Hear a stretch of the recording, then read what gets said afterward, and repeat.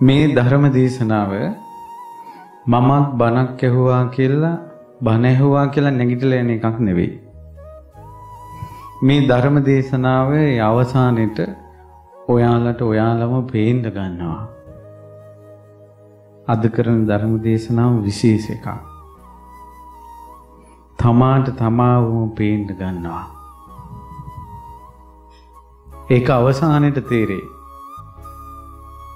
අපිට ගොඩාක් මිනිස්සුන්ගේ විස්තර අහනකොට අනුම්මනේ පේන්නේ. තමාව පේන්නේ නැහැ. මේ ධර්ම දේශනාවෙන් තමාව පේන්න ගනීවි. වචනයක් කියන්නම් මැන්දිස් රෝහණදීර මහත්මයා දැන් මිය පරලෝ ගිහිල්ලා. මිය පරලෝ යනකොට කෙනෙක් ඒ කෙනාගේ මරණය කාටවත් ලේසියෙන් වළක්වන්න බෑ. ලේසියෙන් කියන්නේ වළක්වන්න බෑ. තමන්ට තියෙන සකල වස්තුව දීලාවත් මරණයෙන් වළක්ව ගන්න බෑ. කොසල් මහ රජුරෝ ගොඩාක් ආදරෙන් ළඟින්ම හැදුනේ ආච්චි අම්මා ළඟ. කොසල් මහ රජුරෝ පවුලේ වැඩිපුරම ආදරේ ආච්චි අම්මට. ඒ කොසල් මහ රජුරන්ගේ ආච්චි අම්මා කලුරිය කළා. එදා ගොඩාක් කොසල් රජුරෝ වැළපුණා. ශෝක කළා. කොණ්ඩි තෙවාගෙන බුදුරජාණන් වහන්සේ ළඟට දහවල් කාලේ පැමිණුණා. මොකද මහරජතුමනි මේ ශෝකයක්. ස්වාමීනි මම ගොඩාක් ආදරය කරපු සෙනෙහවන්ත වුණ මාගේ ආච්චි අම්මා මිය පරලෝ ගියා. මට පුළුවන් නම් ඇතෙක් බරට රන් රිදී මුතුමැණික් වස්තුව දීලා ආච්චි අම්මගේ මරණය වළක්වා ගන්න මම ඒක කරනවා. නමුත් කරගන්න බෑ. ඊළඟට ගංවරයක් දීලා නගරයක් දීලා රාජ්‍යයෙන් භාගයක් දීලා ආච්චි අම්මව බේරගන්න පුළුවන් නම් මරණේ මම බේරගන්නවා. බේරගන්න බැරි වුණා. බුදුරජාන් වහන්සේ වදාළා ඒව මේ තම් මහරජ රජතුමනිය කොහොම තමයි ජරා මරණ තමා කරා පැමිණෙද්දී කිසිම දෙයකින් ඒක වළක්වන්න බෑ. දැන් මේ තාත්තා නැති වුණා. තුර දැන් මෙතන ඉන්නවා නම් කවුරු හරි කෙනෙක් තමන්ට තාත්තා කෙනෙක් ඉන්න කවදා හරි තාත්තා නැති වෙනවා. අනිවාර්යෙන් මරණය පැමිණෙනවා තාත්තට. අනිවාර්යෙන් සිද්ධ වෙනවා. අම්මා කෙනෙක් ඉන්නවා නම් අනිවාර්යෙන් අම්මා කියලා කියන්නේ යම් දවසක මිය යනවා. ස්වාමියා යම් දවසක මිය යනවා. බිරිඳ යම් දවසක මිය යනවා. සමහර ලාවට අම්මා තාත්තා ජීවිතුන් අතර ඉඳිද්දී දරුවන් මිය යනවා. කාටත් පොදු සනාතන ධර්මතාවය. ඒ නිසා හැබැයි ගොඩාක් අය හිතන්නේ නැත්තේ මම මරණයටපත් වෙනවා කියලා. මම ඔය තරුණ ළමයි අපිත් එක්ක දහම් කතා කරන්න ආපුවම මම අහනවා පුතා දවසට කී ගමනක් හිතනවද මම මැරෙන කෙනෙක් කියලා. අනේ නෑ හාමුදුරනේ. ඊට පස්සේ අහනවා ජීවිතේට කී ගමනක් මේ අවුරුදු 25 30 කොල්ලෝ ජීවිතේට එක දවසක් හිතලා නෑ මම මැරෙනවා කියලා. මැරෙනවා කියලා හිතන්නේ නැහැ. කවුරු හරි කිව්වොත් මම මැරෙයි කියලා මූසල කතා කියන්න එපා කියනවා. මූසල කතාලු ඒවට. ඒකනේ ඇත්ත. ඒකනේ සත්‍ය. සත්‍ය වසං කරනවා. සත්‍ය වසං කරද්දී සත්‍ය කියද්දී කටවහ ගනිද්දී ජීවිතේට මිනිස්සුන්ට සත්‍ය නම් අවබෝධ වෙන්නේ නැහැ. මම අද කල්පනා කළා ඔයාලට දහම් කරුණක් කියලා දෙන්න ඕන කියලා ඉතිහාසයෙන්ම. ඔයාලා දන්නවා ලෝක ඉතිහාසයේ මහා බලවත් ආක්‍රමණිකයෙක් තමයි මහා ඇලෙක්සැන්ඩර් රජුරෝ. මහා ඇලෙක්සැන්ඩර් රජුරු කියන්නේ විශාල රාජ්‍යයන් ආක්‍රමණය කළා. අවුරුදු 12ක් එක දිගට යුද්ධ. ඒ ඇලෙක්සැන්ඩර් රජුරු යුද්ධ කරගෙන ඒ ඇලෙක්සැන්ඩර් රජුරුවන්ගේ ගුරුවරයා පුංචි කාලේ උගන්වලා තිබ්බේ ලෝකයේ කෙළවර තමයි ඉන්දියාව කියලා. එතකොට ඔහු යුද්ධ කරලා ලෝකයේ කෙළවරටම ජය ගන්නවා කියලා හිතුවේ ඉන්දියාව ආක්‍රමණය කිරීම. ඊට පස්සේ ඔන්න පාකිස්තානයේ පැත්තෙන් ආක්‍රමණය කරගෙන එනකොට ග්‍රීක රජෙක් රහතන් වහන්සේ නමක් මුණ ගැහුණා. ඒ රහතන් වහන්සේ රජුරුවත් එක්ක කතා කළා. මහරජතුමනි, ඔබගේ ජීවිතේ එකම කැමැත්ත මොකක්ද? රජුරුක ශ්‍රමණය, මම කැමැති ලෝකයේ කෙළවරටම යුද්ධ කරන්න. දැන් ඔබ රාජ්‍යයන් කීයක් ආක්‍රමණය කරාද?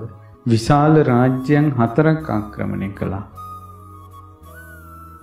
ඊට පස්සේ ඇහුවා රජතුමනි, දැන් ඔබට පිපාසයක් ඇති වුණොත් ওই රාජ්‍යයන් 4ේම ගංගා 4ක වතුර එකපාර බොනවද? අනේ නෑ. රජතුමනි, දැන් ඔබ ආක්‍රමණය කළානේ. එතකොට බඩගින්නක් හැදුනම පිඟන් 4ක එකපාර කනවද? නෑ කිව්වා. නිදිමත හැදුනම ඇඳන් 4ක එකපාර නිදා ගන්නවද? නෑ කිව්වා. එහෙනම් රජතුමනි, නුඹ කුමක්ද හොයන්නේ මේ? දැන් අපි අය නැද්ද අපිට අරහිත් ඉඩමක් තියෙනවා, මෙහිත් ඉඩමක් තියෙනවා. අරහිත් ගයක් තියෙනවා, මෙහිත් ගයක් තියෙනවා කියලා කියන්නේ මිනිස්සු. ඒ ඔක්කොම මිනිස්සුන්ගේ පම්පෝරි. උජාරුව බත් කනකොට මේන්න පොඩි තැටියක බත් කනවා. අරහිත් ගෙදරක් තියෙනවා, මෙහිත් ගෙදරක් තියෙනවා, අරහිත් ඉඩමක් තියෙනවා, මෙහිත් ඉඩමක් තියෙනවා කියලා පොඩි පාන් කෑල්ලක් පරිප්පුත් එක්ක කනවා. බලන්න ජීවිතේ යථාර්ථය දිහා.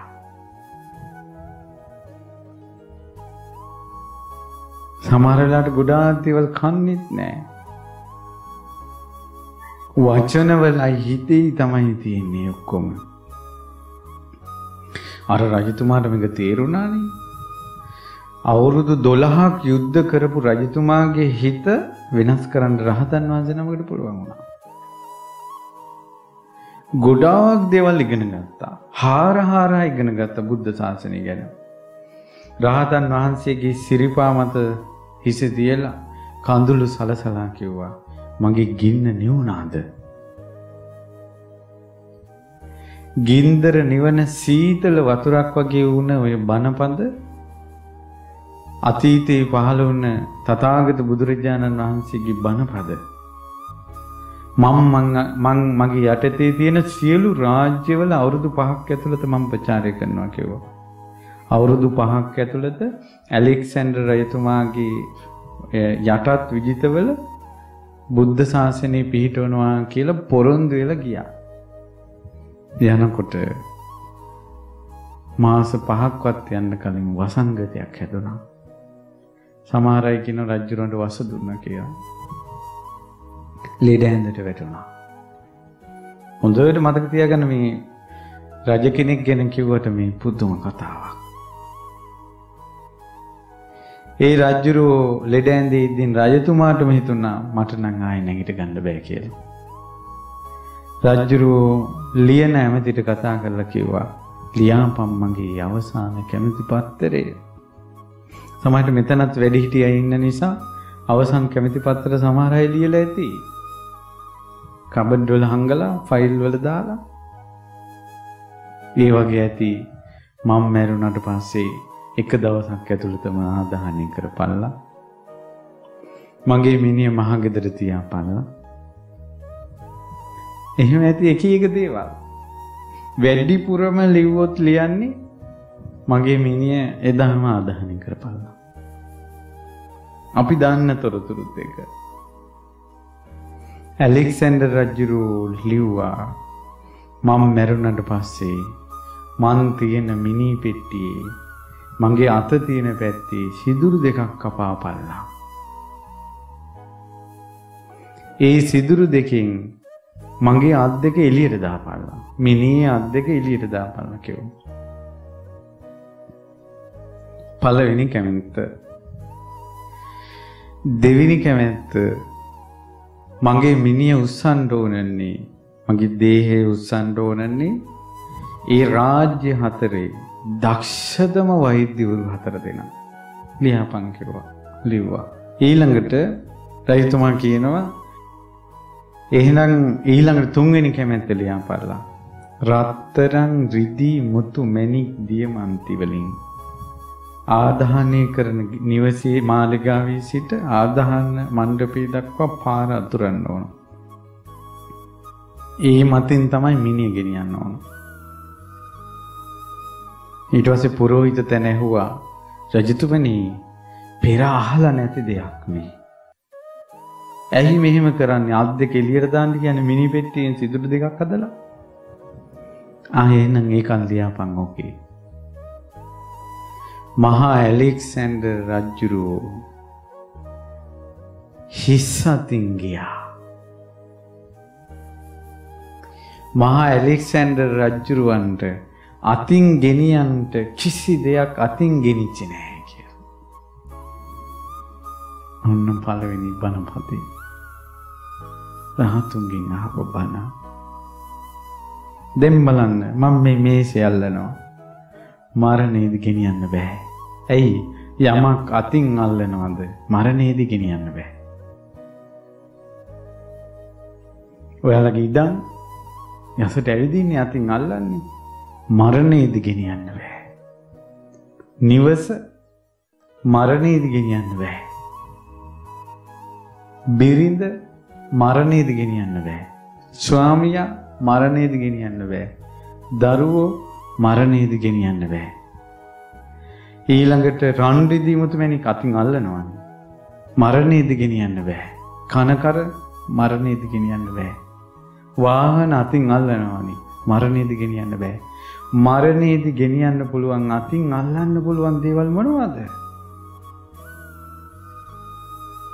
හැබැයි ඔබ ජීවිත කාලෙම එකතු කරන්නේ අතින් අල්ලන්න පුළුවන් දේවල්. බලන්න ඔබ දෙස ඒ එකක්වත් දූවිල්ලක්වත් මරණයෙන් ගෙනියන්නේ. මේ දූවිල්ලි වැදුනම පිහදානවා අතින්. ඔන්න අතින් ඇල්ලුණා.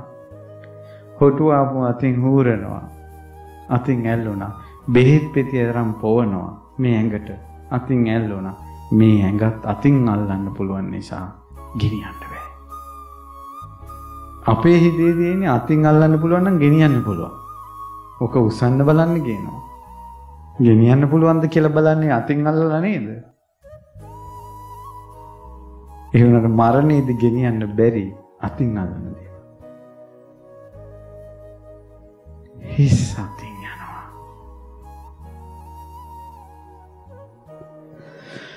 ඔන්න පළවෙනි එක. දෙවෙනි එක. දැන් බලන්න ජීවිතේ වැඩිපුර මොනවද හිතලා තියෙන්නේ කියලා.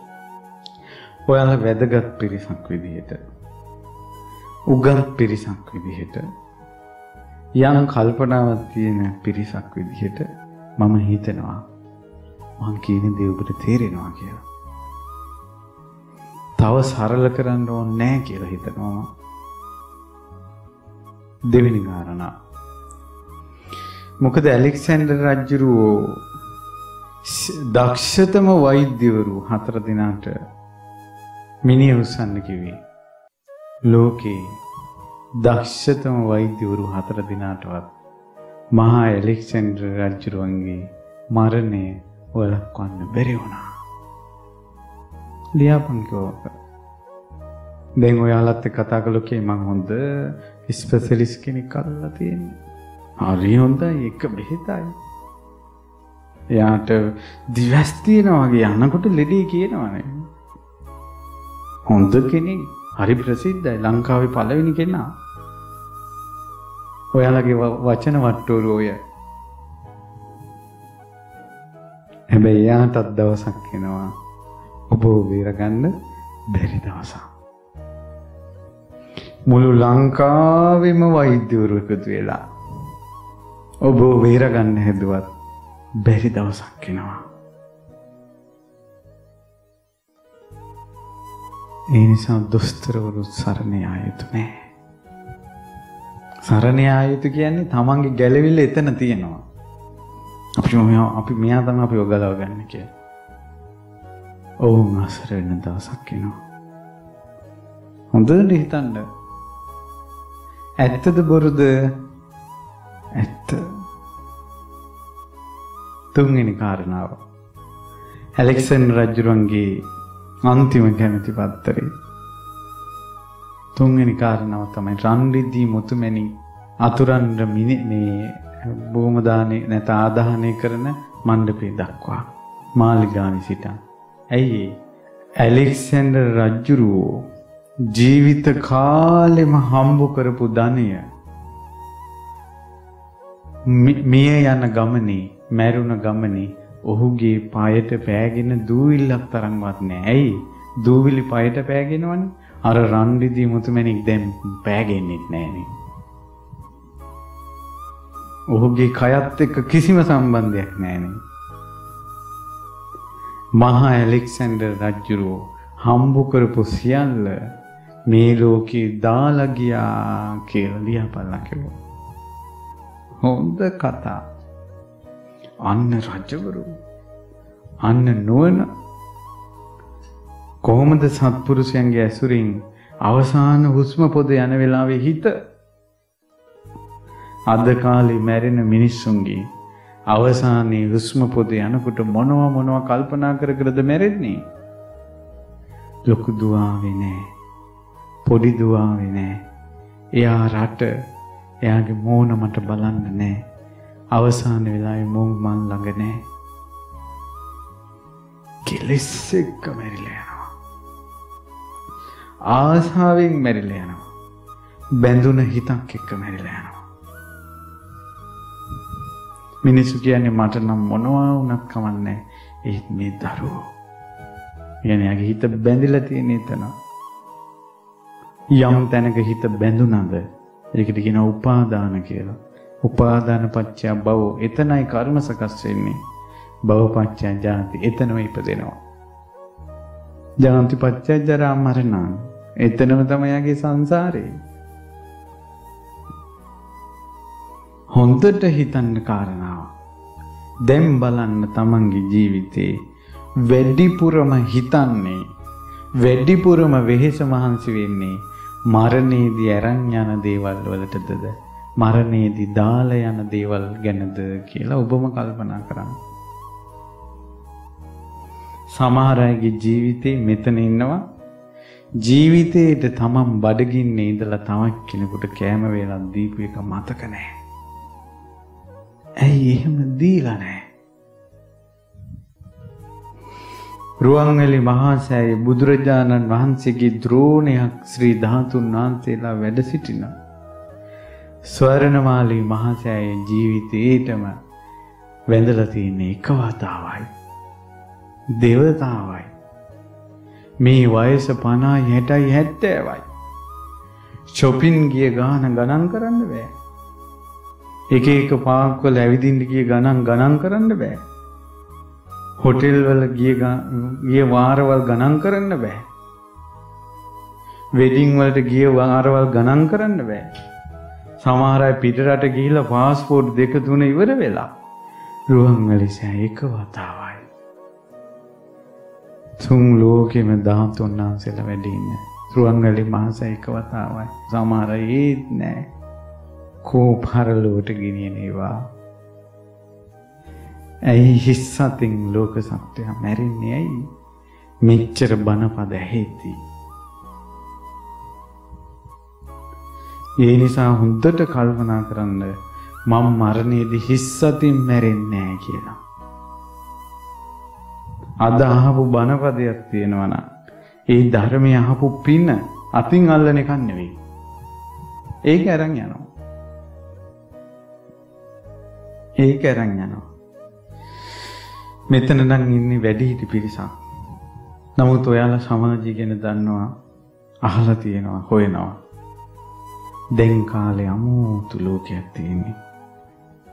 කොල්ල කුරුට්ටු තරුණ සමාජයේ විනාශ වෙලා යන්නේ.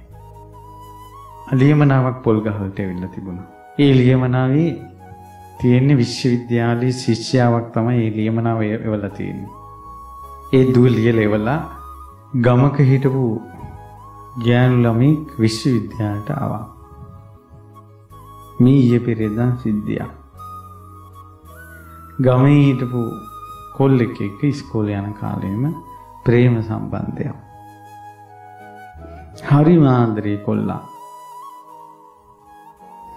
ඊට පස්සේ විශ්වවිද්‍යාලයට ආවට පස්සේ අද කාලේ ළමයි ඔය නටන 18 සන්නිය දුම්මල පදෙත් එක්ක කැම්පස් වල දන්නවනේ. ඊට පස්සේ මේ කෙල්ලට හිතුණා සල්ලි වාගේ තියෙන එකෙක් බැන්දොත් මගේ අනාගත ජීවිතේ මං කැමති දේවල් ඉෂ්ට කරගන්න පුළුවන්.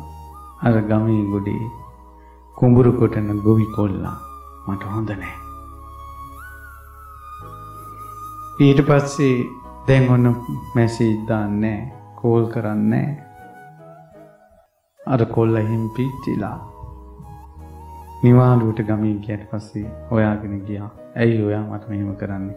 නෑ ඔයා වෙන කෙනෙක් යාළු කරගන්න. මං වෙන කෙනෙක් යාළුලා ඉන්නේ. අනේ එහෙම කියන්න එපා. මං ඉස්කෝලේ යන කාලේ ඉඳලා ඔයාට ආදරය කළේ. ඔයාට ආදරය කරපු දවසේ ඉඳලා අද වෙනක්වත් කෙල්ලෙක්ගේ මූණක් බලලා නෑ මං. එහෙම කොල්ලෝ ඉන්නවා. ඊට පස්සේ මෙයා කිව්වා මේ ඔයාට සමයන් මේ ආයෙ ඉන්න බා මම පිටිපස්සේ කියලා සැර දෑවා. කොල්ල කිව්වා ඔයා දිහා බලපු ඇස් දෙකෙන් මං වෙන කෙනෙක් දිහා බලන්න කැමති නෑ. අනේ උඹගේ පිස්සු උඹ වගේ පිස්සෙක් කසාද බැන්දොත් එහෙම මගේ ජීවිතේත් වර පළ යන්න කිව්ව කෙල්ල. ගස්සගෙන ගියා. කොල්ලා සාක්කුවෙන් ගත්ත බෝතලය. ඇසිඩ් බෝතලය. තමන්ගේ ඇස් දෙකට වක් කරගත්තා. අන්ධයි. ඇස් දෙක අන්ධ වුණා. කෙල්ල විශ්වවිද්‍යාලේ පෝසත් ළමයි කියයි සලකලා කොල්ලෙක් යාළුණා. විශ්වවිද්‍යාලයේ අවසාන වසරට එනකොට මේ කෙල්ල නැති බංගස්ථාන වෙලා අවසානයේ ඒකී ගණිකාවක් වුණා.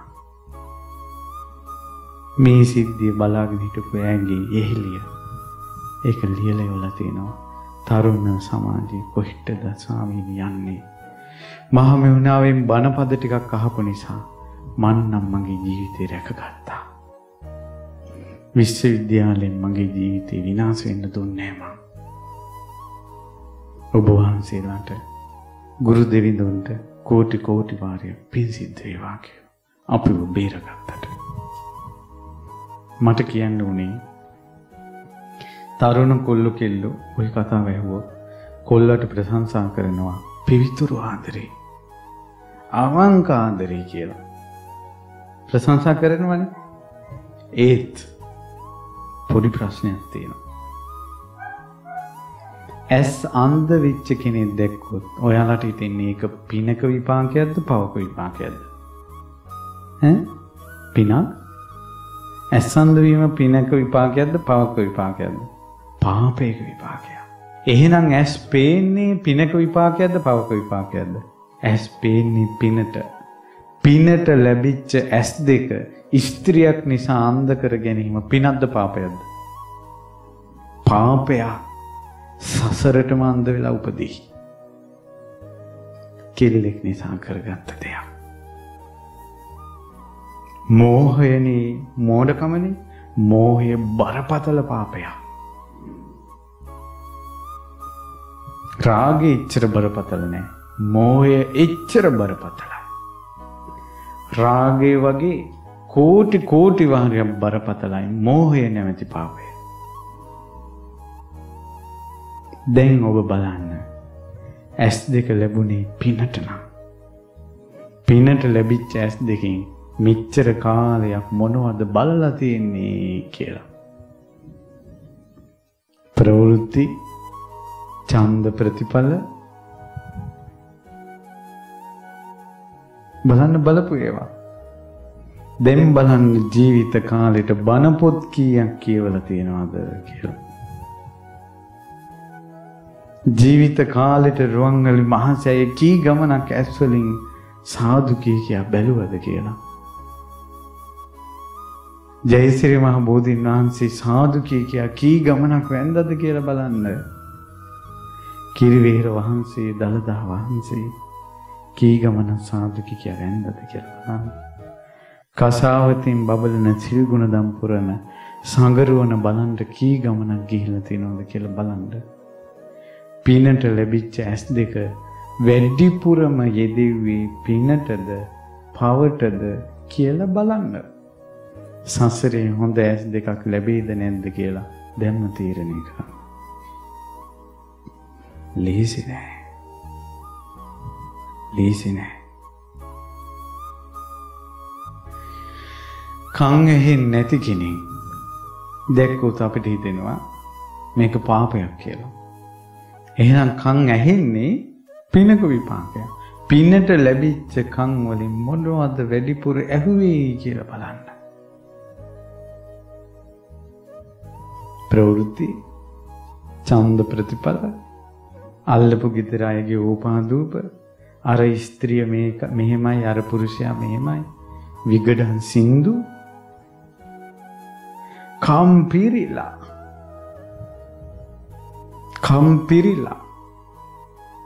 දුක් අදෝන, ස්වාමියාගේ කතා, බිරිඳගේ විලාප තොවිල් පවිල්, කනට ඇහිච්ච ඒවා, රණ්ඩු සරුව, ගෙවල් වල දරුවන්ගේ දුක් අදෝන කෙලවරක් නැහැ. කන් වලට ඇහිච්ච ඒවා. දැන් බලන්න බණ කී ගමනක් ඇහිලා තියෙනවද කියලා. කොරෝනා කාලය ආවට පස්සේ එක කතෝලික අම්මා කෙනෙක් මරණය ගැන තියෙන බණක් අහලා ඉදාම තේරුණාලු සනාතන ධර්මයක් මරණය වළක්වන්න බෑ. යාදිනි කරලා තවත් කෙනෙකුට බාර කරලා මරණයෙන් ගැලවෙන්න බෑ. මම බුදු කෙනෙක්ගේ ධර්මය අහනවා කියලා ඒ අම්මා මාස කිහිපයක් ඇතුළත මට මතක නෑ ඒ කාලේ මේ ළඟදී පින් අනුමෝදන් කරලා තිබ්බා. ධර්ම දේශනා 1000ක් එක දිගට අහලා. ඒ කියන්නේ එක ධර්ම දේශනාවක් පැයක් වුණත් පැය 1000ක් අහලා. දැන් මේ මොහොතට ඇත්ත නේනම් මේ හාමුදුරු කියන දේ කියලා තප්පරයක් හරි තේරෙනවා නම් තප්පරයක්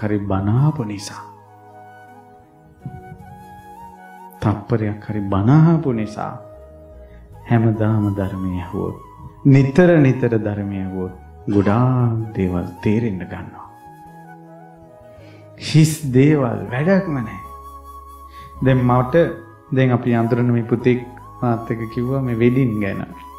මං කෝ පුතා උඹට වෙඩින් ගැන කල්පනා කරන්න මං හොඳ අයිඩියා එකක් දෙන්නම්. මේක කල්පනා කරපන්.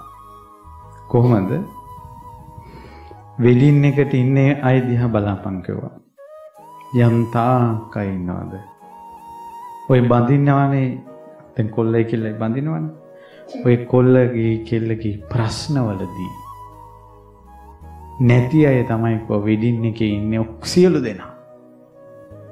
දෙන්න දෙමළන්ගේ ප්‍රශ්නෙට අම්මා තාත්තත් නැහැ වෙලාවට. ඔය වෙඩින් එකේ කාලා නටන එකෙක් නැහැ දුක් දුරු කරන්න. ඊට පස්සේ කොයි වෙඩින් එකේ නැති අය තමයි ඉන්නේ තමන්ගේ දුකකට කරදරයකට. ඒ අයත් එදා බලනකොට නෑ එතන. කවුද? හාමුදුරුවෝ වෙඩින් එකට ඇවිල්ලා නෑ. නමුත් දුක් ගැන මේ කියන්න යන්නේ කාටද? හාමුදුරන්ට. ওই වෙඩින් එකේ නෑ පොලිසිය අය. නමුත් පෞල් ප්‍රශ්න වලදී යන්නේ කාටද? කාට කියාගෙනද? පොලිසියයිද? සමත මණ්ඩලේ නඩුකාරුන් වහන්සේ වෙඩින් එකට නෑ. නමුත් ඔය යුවතිපති දෙපළට පිහිටේතර මං කෝ ඇත්තටම මගුල් ගෙදරකදී හොඳට කන්න බොන්න දීලා පාටියක් තියෙනවා නම් තියන්න ඕනේ ඒ අයට. සමත මණ්ඩලයටයි පොලිසියටයි නඩුකාර උන්නාන්සේලාට තමයි හොඳට කන්න බොන්න දීලා මොකද අනාගතේ මෙවුන්ගෙන් තමයි අපිට පිහිට කියලා. හිස් දේවල් හිස් ලෝකේ හිතේ සතුටක් නැතුව ගින්දර වලින් පිච්චෙනවා. මොකද්ද මේ සංසාරේ? හොඳට කල්පනා කරන්න. අවසානයේ තමන්ගේ ලෝකේ කවුරුවත් තමන්ට නැහැ. හැම දෙයක්ම අතහැරලා යනවා. ඒ නිසා පින්නට ලැබුණ ඇස් දෙකින් ගොඩාක් පින් කරගන්න. ඒ වගේ තමයි පින්නට ලැබුණ කන් වලින් ගොඩාක් පින් කරගන්න. ඒ වගේම තමයි පින්නට ලැබුණ කතා බහ කරන ඒවා. අපි කියමු කතා බහ කරන ඒවා. අපි කතා කරන්න බැරි කෙනෙක් දැක්කොත්, ගොළු කෙනෙක් දැක්කොත් අපි හිතනවා මෙන්න මෙයා පාපයක විපාකයක් කතා කරගන්න බෑ. එහෙනම් අපිට කතා කරන්න පුළුවන් උනේ පිනක විපාකයක්. පිනට ලැබෙන කතා කරන්න පුළුවන් බවෙන් මෙච්චර කාලයක් තමන් මොනවද කරලා තියන්නේ කියලා බලන්න. වැඩිපුර බුදු ගුණ කියලා තියනවද? අන් අයගේ යහපතට කතා කරලා තියනවද? පෞල් පන්සල් එකතු මේ කැඩෙන්නේ නැති වෙන්න කතා කරලා තියනවද? මිනිසුන්ගේ දුක් දුරු කරලා තියනවද කතා කරන වචනේ? ප්‍රශ්න විසඳලා තියනවද? අවුල් වල තියනවද? හොඳට බලන්න. ආය සංසාරේ කතාවක් කටහඬක් ලැබෙවිද කියලා බලන්න. ඔයාලා නිතර දකින්න කැමති ওই පොඩි ළමයිනුත් ගෙන්නන්න යනවා මාළු බලන්න. ලස්සන ලස්සන මාළු පීන යනවා. ඔය එක මාළුවෙකුටවත් දිවක් නැහැ. ඔබ දන්නවද මාළුවෙක් වෙලා උපදින කර්මය? මාළුවෙක් වෙලා උපදින කර්මය තමයි බොරු කීමේ කර්මයෙන් තමයි මාළුවෙක් වෙලා උපදින්නේ. බොරු කීවේ දිවෙන් දිව නැති සතුන් අතර උපදිනවා. බොරු කියන කෙනෙක් මාළුවන් බලන්න ගිහිල්ලා බල යනවා කියන්නේ ඔහුගේ අනාගතයේ දිසයි ඔහු බලන්නේ. කහට රස, තිත්ත රස, ඇඹුල් රස, පැණි රස, ලුණු රස කියලා යමක් ලෝකේ තියෙනවද? මාළුවා මුළු ජීවිත කාලෙටම ඒ රස දන්නේ නැත. දිවක් නැති නිසා.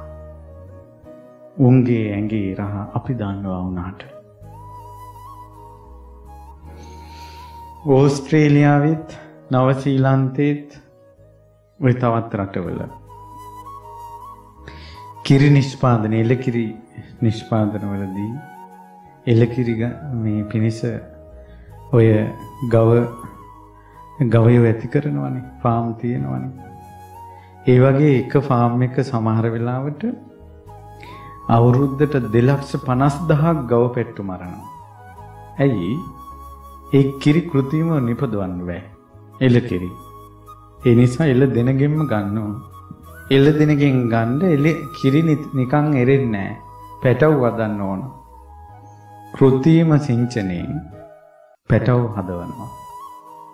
ඒ පැටවා මෝරා වදනකොට එහෙම පිටිපස්සේ අරන් මැෂින් එකට දානවා. එහා පැත්තෙන් සුප් කැටයක් වෙලා එනවා. ඒ එළදෙනගේ තනබුරට දරු සෙනෙහසට කිරි උනනවා. මැෂින් ගහලා කිරි ටික දෝනවා. කිරි ඉවර වීගෙන එනකොට ආයෙ පැටි එක්වරට හදවනවා. කෘතිම සිංචනේ. ආයෙ වදනවා. අවසාන මොහොත දක්වා අවසානයේ කපල මාස් වලට දෙනවා. ඒ ගව දෙන තමන්ගේ ජීවිත කාලෙටම පැටව 10-12 සමන්ලාට වදලා එක දවසක් ඒ පැටියා සුදුයිද කළුයිද කියලා දැකලා නැහැ. ඒ ගව පැටියා දිවෙන් ලෙව කාලා නැහැ. ඒ ගව පැට්ටුන්ට උනන කිරි ලෝකයේ කෙනෙක් බොනවා. ඒ ගව පැට්ටු ජීවිතේ කිසිදාක කිරි බීලා නැහැ. ඔය කතාවයි. ඒ වාගේ ගවදෙනෙක් වෙලා උපදිනවා ඇත්තේ කුමන වූ කර්මයකින්ද? දරුවෙක් නොදකින දරුවාට උනන කිරි වෙනකෙක් ගන්න අවසාන මොහොත දක්වා ලේ ටික දීලා තමන් මස් ලෑල්ලට යනවා. මේ ජීවිතේ සිතින් කයින් වචනෙන් වරද්දා ගත්තොත් ඔවුන් මේ ලෝකවල උපදිනවා. දැන උගත්කම් වත් පෝසත්කම් නෑ තමාට පිහිට වෙන්නේ. නෑ තමාට පිහිට වෙන්නේ. පොඩ්ඩක් කල්පනා කරන්න ජීවිතය ගැන. මෙහෙම කල්පනා කරනකොට මේ මිනිස්සෙක් මෝරන්නේ, හිස් දේවල් අතාරින්නේ.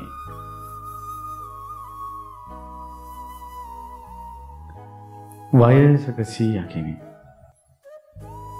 වයසක 100 කෙනෙක් ළඟදී මම සේරුවිල ගියා. අපි සේරුවිල සෑමලුවේ වැඳ ඉන්නකොට අවුරුදු 80ක් විතර ඇති 100 කියන්නේ. ඒ 100 සෙල්ෆි ගන්නවා. ෆෝන් එකකින් වීඩියෝ කරනවා. මම උන්දෑ දැක්කේ අමුඩි ගහලා ටයි එක දාගෙන ඉනවා වගේ. අමුඩෙට ටයි එක ගැලපෙන්නේ නැහැ. ටයි එකට අමුඩි ගැලපෙන්නේ නැහැ. මුන්දට ෆෝන් එක ගැලපෙන්නේ නැහැ. ෆෝන් එකට මුන්දෑ ගැලපෙන්නේ නැහැ. තුත් බබාලා වගේ. කෝ මෝරපු බව. කෝ දැනුගත් බව. කෝ අන් අයට ආදර්ශමත් බව. ඇයි මේ නාකි උනේ කොහොමද? නිකා නාකි වෙලා සතර මහා ධාතු ටික මොලේ තුත්ත පවාලගේ.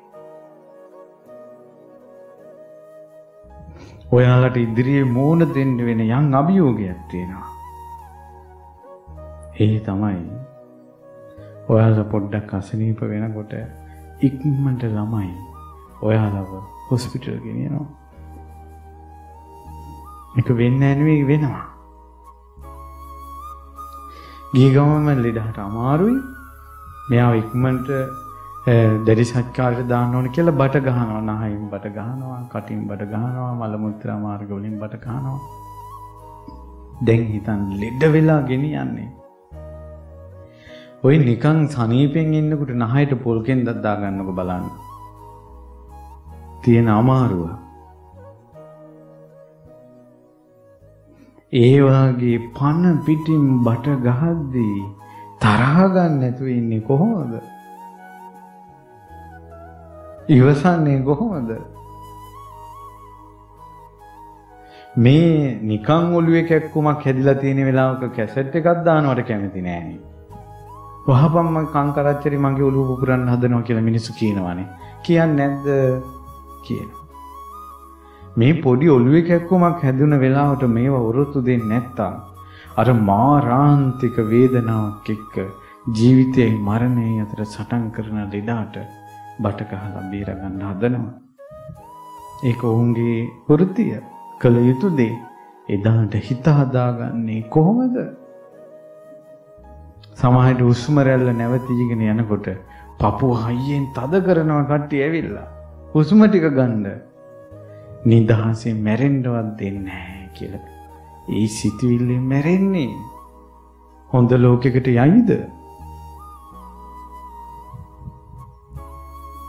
හරිම භයානකයි සංසාරය. හරිම භයානකයි සංසාරය. එදාට කොහොමද මුහුණ දෙන්නේ? එදාට කොහොමද මුහුණ දෙන්නේ? සමහර ලාවල ලෙඩ ඇඳි මේ කොළඹ මහත්තයෙක් ඉන්නවා. ඒ අම්මමයි මට කිව්වේ මහත්තයට උපස්ථාන කරනවා වයසයි. හැන්ද ඉරව්ව බැහැගෙන ගිහිල්ලා අඳුර එනකොට උන්දේ ඒ තාත්තට බඩි කැක්කමක් හැදෙනවා. පුදුම කර්මයක් මේක. වැසිකිලි යන්න ඕන පණුව වැටෙන්නේ. මට කිව්වා හඳුරන්නේ මං මිනිසුන්ට කියලා නෑ කිව්වා. පඩික්කමකට පඩි දවසක් මේක චෙක් කරන්න පඩික්කමක් තිබ්බා කිව්වා. පඩික්කමෙන් එකයි කිව්වා පණුව.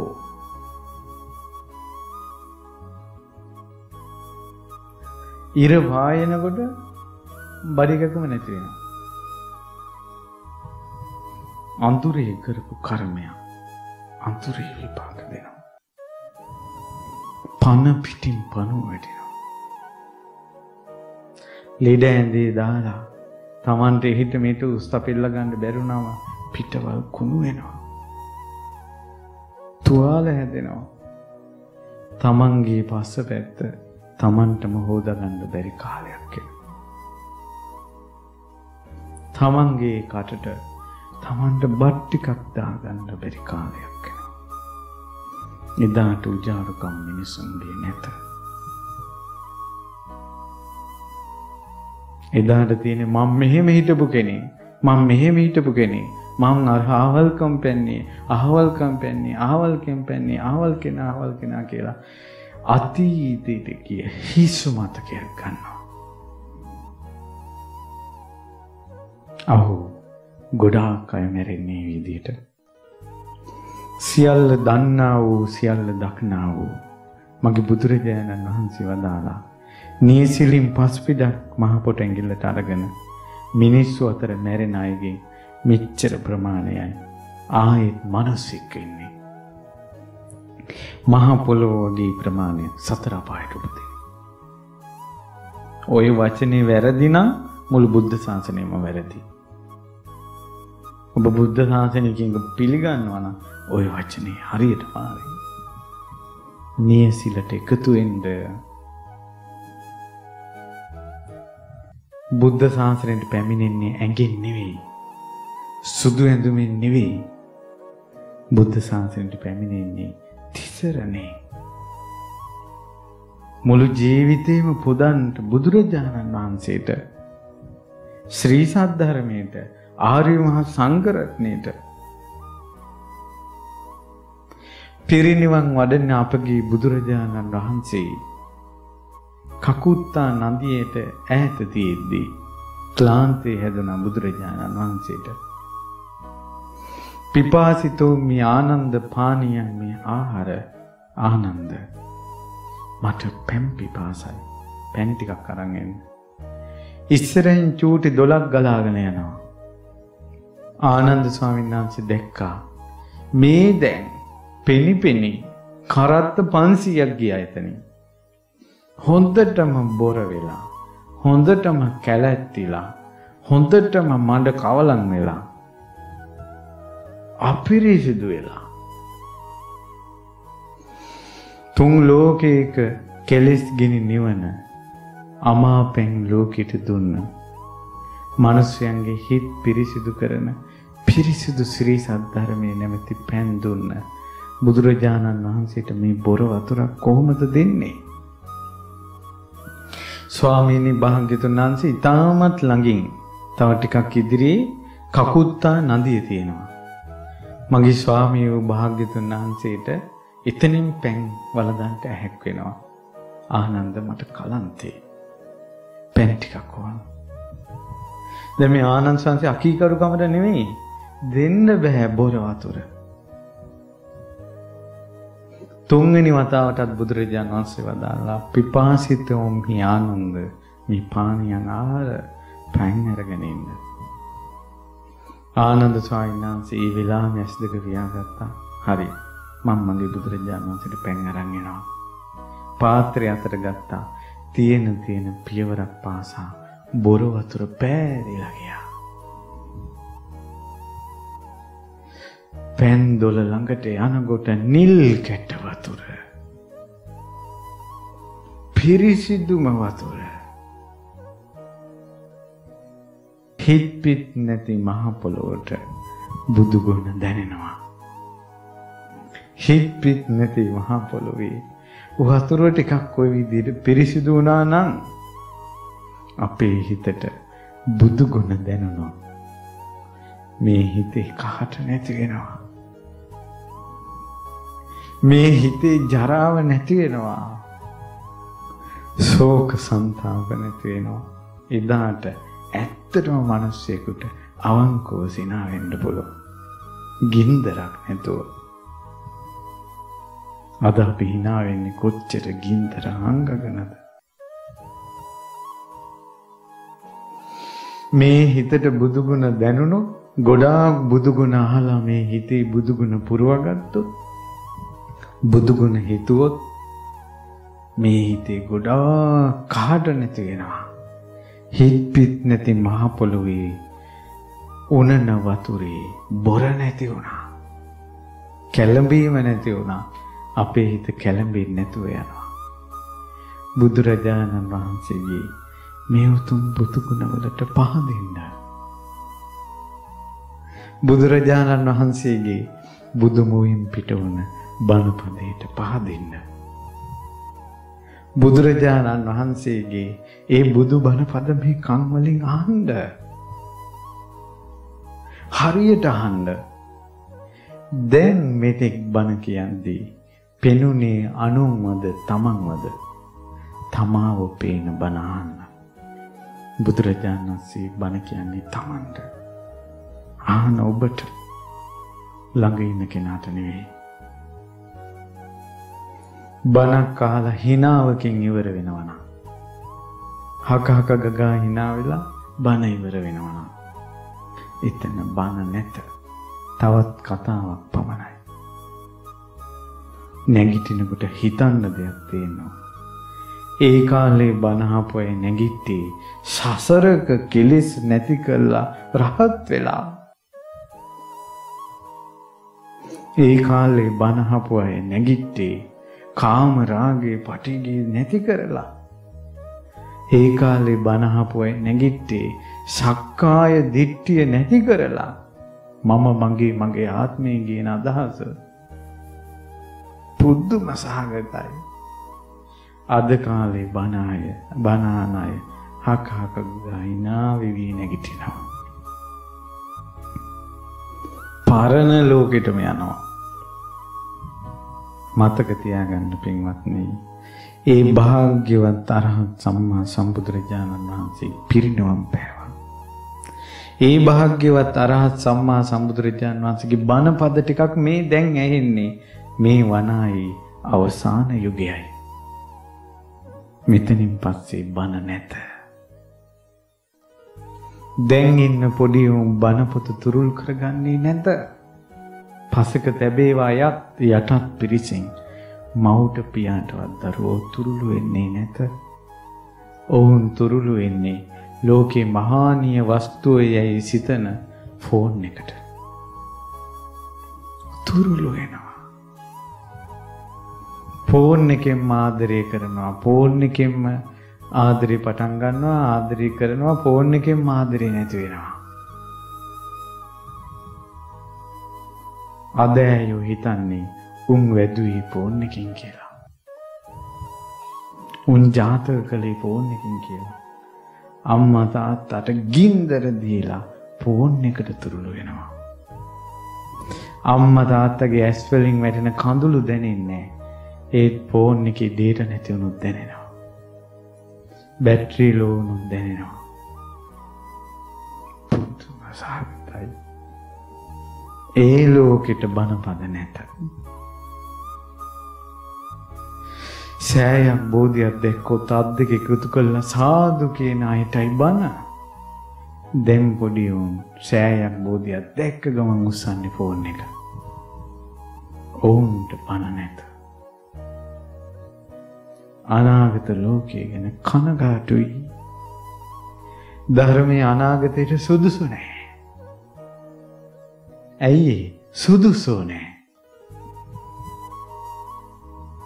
ඔබ දැන් සුදුසුයි. ඔබ ධර්මය අහනවා. ඔබ ධර්මයට සවන් දෙනවා.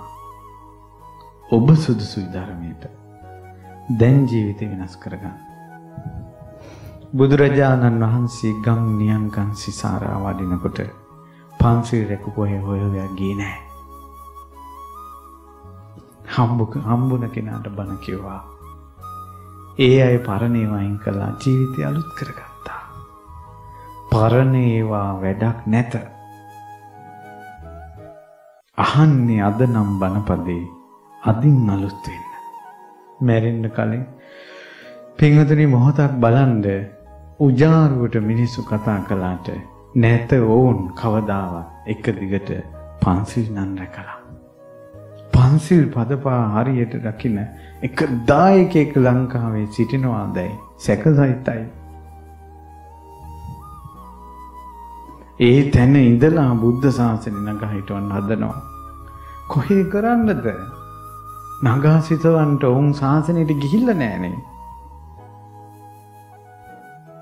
ඒ නිසා මැරෙන්න කලින් වැඩි කෝටියක් සිල් ඕනේ.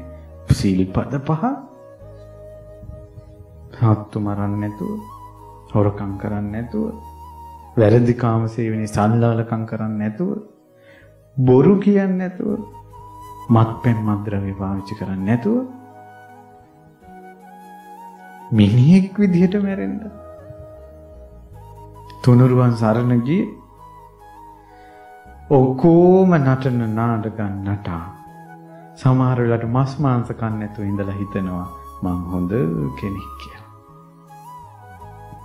ළඟදී ස්වාමීන් වහන්සේ නමකට තාත්තා කෙනෙක් ඇවිල්ලා කියලා ගමේම ඉන්න හොඳ මිනිහා මම. ඊට පස්සේ ස්වාමීන් වහන්සේලා ඇයි තාත්තා කියලා මම මස් මාංශ කන්නේ නැහැ.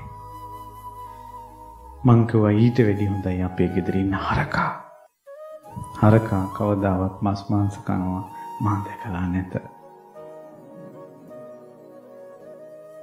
හොදි ඩිංගිත්තක්වත් කවලම් වෙන්නේ නැත. උම්මල කෑල්ලක්වත් කවලම් වෙන්නේ නැත. ඔහු ජීවිතේ පුරා තනකොළ කනවා. කන ආහාරයෙන් මිනිස්සෙක් පිරිසිදු වෙන්නේ නැහැ. සය වසර දුෂ්කර ක්‍රියා කර කර භාග්‍යතුන් වහන්සේ සෙව්වේ යයි. සය වසරකට මස් මාංශ කාලා නැහැ. ඒ දුෂ්කර ක්‍රියාව අත්හැරියා. මම මේ කිව්වේ අපි දෘෂ්ටි වල පටලවෙන්න හොඳ නැහැ. ඇතුලේ කුණු කන්දල් තියාගෙන කටින් දානේව ගැන හිතලා වැඩක් නැහැ. මේකෙන් එළියට එනේව ගැන හිතන්න ඕන. හොඳට කල්පනා කරන්න ජීවිතේ. ඒ නිසා ඒක තමයි ඇත්ත බුද්ධ ශාසනය. බුදුරජාණන් වහන්සේ ගැන හිතනවා සරණ යනවා. අද කාලේ අය බුදුරජාණන් වහන්සේටත් වැඩිය හිතනවා. ඔබ බලන්න සාමාන්‍යයෙන් කෙනෙක් ගොඩක් ඉගෙන ගත්තට පස්සේ බුදු මෙසේ කීහ එච්චරයි. අහවලා මෙසේ කිව්වා කියලා තවත් තැනකින් උපුටා දැක්වීමක් වගේ කියනවා. සරණ යන්නේ. මම දැක්කා මේ මිලින්ද ප්‍රශ්න ප්‍රස්තාවනාවේ හම්මෝ නාගසේන මහරහතන් වහන්සේ මිලින්ද ප්‍රශ්නේ තියෙනවනේ ධර්ම විග්‍රහය. නාගසේනයන් කියූ කතාවල දෝෂ අඩුපාඩු දැත කියලා මේ මහාචාර්යවරයෙක් විචාරයක් කරලා තිබුණා. මා හිතුවා ඒ ධර්මයේ කියූ නාගසේන මහරහතන් වහන්සේ පිරිනිවන් පෑවා. ඒ ධර්මයේ ඇසූ මිලින්ද රජුරෝ පසු කාලේ මහාන වෙලා පිරිනිවන් පෑවා. ඒ පොත් කියවන අය විචාරය කරනවා. ඇයි මිලින්ද රජුරෝ පිරිනිවන් පෑවේ? අඩුපාඩු හිව්වේ නැහැ. ධර්මයේ ගලපගත්තා. විචාරය කළේ නැහැ. ධර්මයේ ගලපගත්තා. ඒ නිසා පරත්තරක් නොපෙනෙන සංසාරයක් තියෙන්නේ. පටන් ගත්ත තැනක් අවසාන තැනක් පේන්නේ නැහැ. මව නොවිච්ච කෙනෙක් සංසාරේ නැහැ. පියා නොවිච්ච කෙනෙක් සංසාරේ නැහැ. දරුවෙක් නොවිච්ච කෙනෙක් සංසාරේ නැහැ. ඉදිරියට මෙච්චර ගමනක් යන්න තියෙනවා කියලා කතාවක් නැහැ. ආපු සංසාරේ මෙච්චර ජීවිත ප්‍රමාණයක් ඉපදිලා තියෙනවා කියලා කතාවක් නැහැ. මෙහෙම සංසාරයක්. මේ බුද්ධ ශාසනය ගිලීගෙන යනවා. එක බුද්ධ ශාසනයක් ඉතුරුයි. මෛත්‍රී බුද්ධ ශාසනය. තව කාරණාවක් කියන්න ඕන. මේ කල්පයට කියනවා මහා භද්‍ර කල්පය කියලා. කල්පේ කොච්චර දිගයිද කියනවා නම් කකුසඳ කෝණාගමන කාශ්‍යප ගෞතම මෛත්‍රී කියන බුදුරජාණන් වහන්සේලා 5 නමම පහළ වෙන්නේ මේ කල්පේ කොටස් 6කට බෙදුවොත් පළවෙනි කොටස් දෙකේ බුදුවරු 5 නමක් පහළ වෙන්නේ කල්පයේ කොටස් 6කට බෙදුවොත් පළවෙනි කොටස් දෙකේ තව කොටස් 4ක් ඉතිරුයි. මෛත්‍රී බුද්ධ ශාසනයත් අහිමි වුණොත් කොමකින් කොමක් සිදු වේවිද? මෙච්චර බණපද ඇහෙද්දි හිත පරණ පුරුද්දටම යනවනම් සෑය බෝධි ධාතු සෑය සංගරුවන පිනිපෙනී තියෙද්දි හිතට මෙච්චර කෙලිස් එනවනම් බුදුරු නැති ලෝකේ සෑයක් බෝධියක් නැති ලෝකේ සංගරුවනක් නැති ලෝකේ පින්පව් නැති ලෝකේ අහෝ ඒ වගේ සංසාරයකට යන්න ආසද? මොකටද මේ? ඒ නිසා අදම නිතර සිහි කරන්න මම බුදුරජාණන් වහන්සේ සරණ යනවා කියලා, ධර්මයේ සරණ යනවා කියලා, සංඝයා සරණ යනවා කියලා. ගොඩාක් බණ අහන්න. ගොඩක් බණ අහන්න. හැබැයි තමන් ගැන පේන්න ඕන. බණ අහද්දි තමව පේන්න ඕන. බුදුරජාණන් වහන්සේට පැහැදෙන, ධර්මයට පැහැදෙන, සංඝයාට පැහැදෙන බණක් වෙන්න ඕන. විහිළු තාලු ඕපදූප කුණුවරප නෙවෙයි. ඒව ඕනම channel එක යනවා. තමා දිස තමා බලන බණ. ඒව තමයි බුදු බණ. ඒ නිසා මතක තියාගන්න අපි අවසානයේදී අතින් ගෙනියන්න බැරි දෙයක් තමයි අරන් යන්නේ. ඒ කියන්නේ එක්ක හොඳ, එක්ක නරක, එක්ක පින්, එක්ක පව්, එක්ක කුසල්, එක්ක අකුසල්. හැම දෙයක්ම දාලා යනවා. මරණය කොයි විදිහට කොතන කොයි ආකාරයෙන් සිද්ධ වෙයිද දන්නේ නැහැ. ඒ නිසා පිනට ලැබුණ ස්කන්නාසාදී පාවිච්චි කරලා අතපය පව් කරන්නේ නැහැ කියලා හිතන්න. පින් කරන්න, කුසල් කරන්න, මතක හිටින පින් කරන්න. ජීවිතේ මේ ටිකවත් තේරුනේ බණක් අහලා නම් ගොඩක් දේවල් තේරෙයි. ගොඩක් බණ අහනකොට. ඒ නිසා වැරදි හැදෙන කල්ම බණ අහන්න. වැටි වැටි බණ අහන්න. වැටෙන කෙනා එල්ලෙනවා මොකක් හරි නැගිටින්න පුළුවන් එක්ක. වැටිච්ච ගමන් ආයෙ නැගිටින්න පුළුවන් එක එල්ලෙන්නේ නැතුව ඉන්නේ නැහැ. ඒ වගේ වැටෙද්දී නැගිටින්න පුළුවන් ධාමක එල්ලෙන්න. පැහැදිලි නේද? ඒ නිසා අද මන්දිස් රෝහණ දීර පියාණන්ගේ 9 වෙනි ගුණ සැමරුමත් එක්ක මේ ධර්ම දේශනාව සිද්ධ කළේ. ඇත්තටම ඔබ මේ බණපදයෙන් එකම එක දෙයක්වත් ජීවිතේ වෙනස් කරගත්තොත් එතුමාට ඇත්තම උපහාරයක් කළා වෙනවා. මමත් මෙච්චර දුර ඉඳලා මේ බණ කියන්න ආපු එකෙන් ප්‍රයෝජනයක් වුණා වෙනවා. බුද්ධ ශාසනය ඔබත් පිහිට ගත්තා වෙනවා. ඒ නිසා ගෞතම බුද්ධ ශාසනයක් තියෙන කාලේ බණපද ඇහෙන කාලේ හිස් අතින් මැරෙන්නේ නැතුව ගෞතම සසුනේ පිහිට ලබන ශ්‍රාවකයන් විදියට අවසන් උස්ම හෙලන්න පුළුවන් වුණොත් ලොකු දෙයක්. ඒ නිසා ඔබට ගෞතම බුද්ධ ශාසනේ පිහිට ලැබේවා කියලා සිත ප්‍රාර්ථනා කරනවා.